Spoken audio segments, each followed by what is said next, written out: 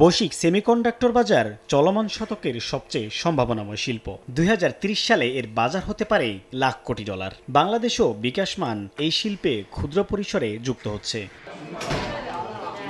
এই শিল্পের উন্নয়নে সুপারিশ চেয়ে চলতি বছরের জানুয়ারিতে সেমিকন্ডাক্টর টাস্ক ফোর্স গঠন করে সরকার। কমিটি 1 জুলাই প্রধান উপদেষ্টার কাছে প্রতিবেদন জমা দেয়। এ নিয়ে বৃহস্পতিবার ফরেন সার্ভিস একাডেমিতে সংবাদ সম্মেলন করেন কমিটির প্রধান চৌধুরী আশিক মাহমুদ। জানান, এই শিল্পকে এগিয়ে নিতে সরকার আলাদা তহবিল করবে।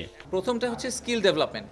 আমাদের যেই যারা আসলে ইন্ডাস্ট্রিতে কাজ করবে তাদের স্কিল ডেভেলপমেন্ট করার জন্য আমরা কিভাবে আসলে একটা ফ্রেমওয়ার্ক দাঁড় করাতে পারি।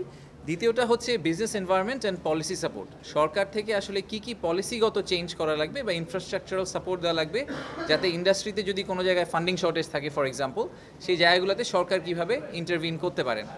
আর শেষটা হচ্ছে গ্লোবাল লিঙ্কেজ অ্যান্ড কোলাবোরেশন। এ সময় তিনি আরও জানান, আগামী 5 বছরে দেশের সেমিকন্ডাক্টর খাতে $100 কোটি পর্যন্ত বিনিয়োগ আসতে পারে। এজন্য প্রয়োজন সহায়ক পরিবেশ নিশ্চিত করা। এই রেকমেন্ডেশনগুলো যদি সঠিকভাবে কার্যকর করা হয়, তাহলে আমি মনে করি এখানে কয়েকশো মিলিয়ন ডলার ইনভেস্টমেন্ট আসা একেবারেই কঠিন ব্যাপার না। ইনফ্যাক্ট $1 বিলিয়ন উপর ইনভেস্টমেন্ট আসা উচিত। বাট সেটা করার জন্য আমাদের একটা বিনিয়োগ বান্ধব পরিবেশ তৈরি করে দিতে হবে। তিনি আরও জানান, সরকারি ও বেসরকারি খাত মিলে একসঙ্গে সেমিকন্ডাক্টর শিল্পের উন্নয়নে কাজ করতে হবে। বাংলাদেশে আসলে মোস্টলি সাইফুল ইসলাম, সময় সংবাদ, ঢাকা।